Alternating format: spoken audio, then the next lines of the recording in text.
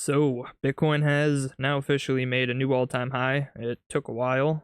We've been ranging here for about 100 days, at least from the last all-time high. We basically were ranging before that, I would say. I actually pulled my fixed range from this high over here.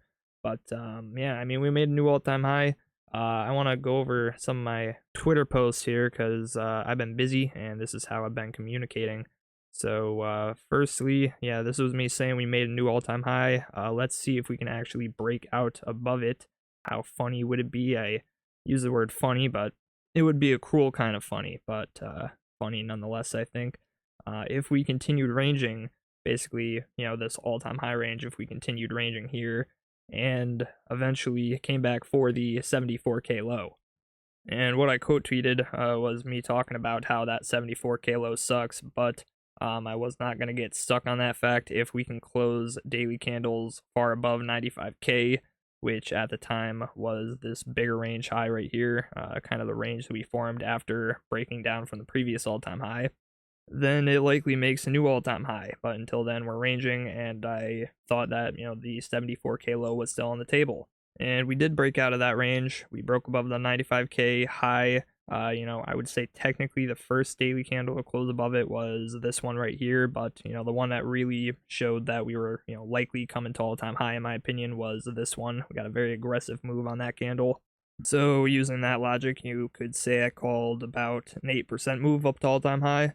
But while we were ranging here, I did take one long, and I also held this long. I was looking to TP at all-time high with those. I was waiting for the confirmations, but I was kind of leaning towards us getting them, at least until I was proven otherwise. And if we started breaking this sideways range here that we formed after taking out the high, then I might have changed my mind. At that point, I might have looked more to the downside, but we never did. We broke up, and we hit my target.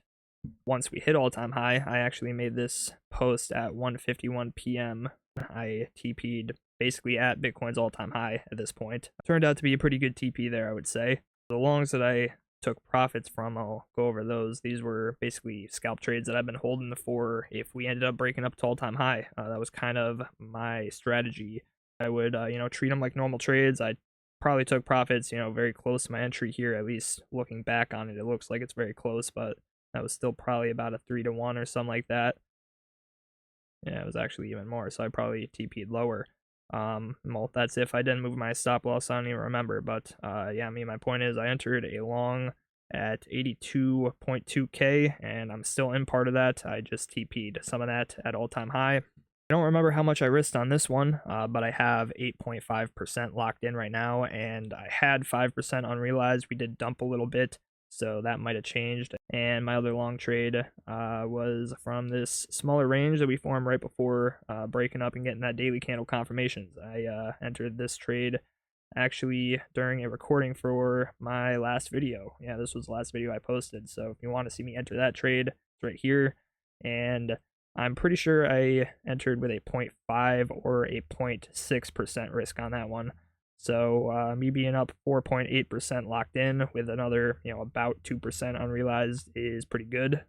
This last tweet was just me giving my reasoning for looking at this as range behavior. We got an SFP, the local high, with bearish confirmations, that being divergences on the 12-minute money flow and momentum, and a pretty sharp rejection after taking out that high. I was not ready to look for shorts until we lost the previous all-time high again, so 109.8K. So yeah, I wanted to wait until we fell back down below this previous all-time high. That's 109.8K. And I did at this point enter one short trade. So this is my first attempt at getting a scalp that may end up turning into a swing short, possibly, but I'm not going to expect it to turn into a swing trade. I am looking for a reasonable target here, about a 3-to-1 risk reward. But if it happens, then I want to maybe hold a quarter of this trade for just in case we do come for this 74K low. I still think that is a possibility given the fact that we are ranging still on the high time frames. We have not proven that we have broken out of this sideways range yet. We just took out the high, and we potentially have some pretty bearish things on the weekly time frame. We are looking at some potential weekly bearish divs, momentum and money flow, the double divs. I think it's definitely too early to say that, this low is likely, but I do not think it is too early to start looking at the possibility of that happening, especially since, there are some early signs developing here. But, we still have not closed a weekly candle. I would want to, at least wait for this weekly candle to close in 2 days before, we even really confirm this as an SFP of the all-time high. We could pump up within the next day or two and completely void the idea of us getting an SFP here. But it is not a bad idea to start planning for, these kind of ideas, even if it seems a little bit early. And I am in a short, but I am treating it as a low time frame trade. I'm probably at this point not even going to lose money on it. I think I might put my stop loss to break even. I don't want to be overly bearish, but so far this is not a very bullish break of all-time high. There are a lot of things that kind of point to this being pretty bearish, so I want to acknowledge those and potentially hedge myself for if this does end up being a significant high.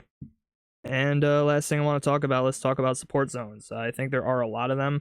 I oftentimes when I'm trading ranges will look for range trades on one end to look for a full-on rotation to the other side, especially if you take out the range high. I've seen probably hundreds of times across all different time frames full-on range rotations happen from SFPs of a range high or a range low, especially with additional confirmations, which could be divergences, losses of key levels, whatever that may be.